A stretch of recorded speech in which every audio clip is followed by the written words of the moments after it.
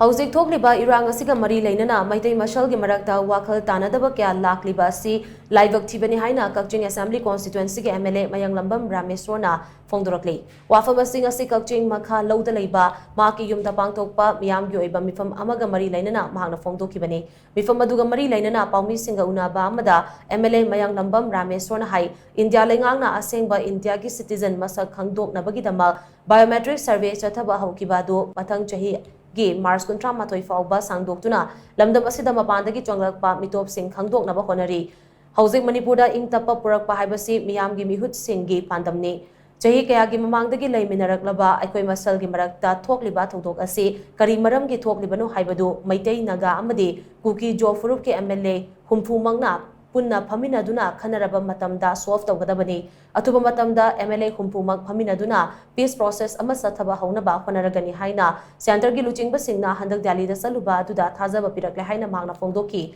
Houjik thokliba irang asida aikoi mashel khananaba tonga sandokpa amadi political gi kudong chaba loba manba thong kya satharakliba si laptuna aikoi amata oina punsinnaduna irang asi lakshinnaba honaminasi. Yamna nungaitaba thawdok amada tha sikitang amada miyoi kharana insinba manba mongda mahaki yum mai thanaba athengba ahingda laktuna honaram kiba thawong asi makhatana sathabigeno makhatana satharaklabadi logi oiba chapchaba thabak lokhatkani karigumba irang asigi matangda MLA ama oina mahakna tawhaningba thabak thawram sing leirabasu ayuk nungthilgi matamda lakpiyo wari sananabagi dama thong launa hangduna thamli constituency asigi miyamna Kakching gi MLA kari tawri haina wahang kya hangnariba du mahaksu mahaki angamba thakta center lainga ki luchingba sing unaduna irang asigi warosin purakna bakana honari haina mahakna makataki.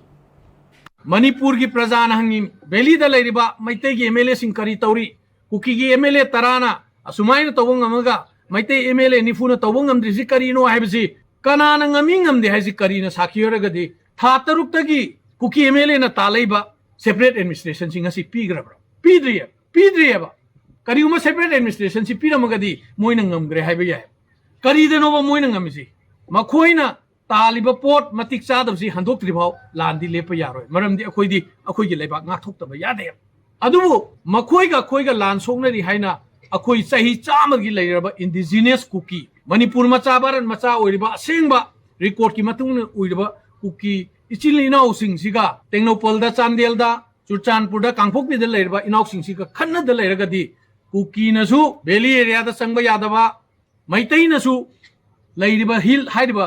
district mari si changba yadragadi separate administration pidragasu separate administration leibaga chamanagrane aduna athuba matamda akhoi si punna phaminaraga shanti gi wari sanara kanda hanagi leiramba yamna nungsinaba phibam aduda hanjilaganda manipur si development gi lambi da chalaganda barki manungda chakhotpa community mayam ama leiragasu nungsinana shanti oina hingminaba aduguma society amani si utpagi matam yore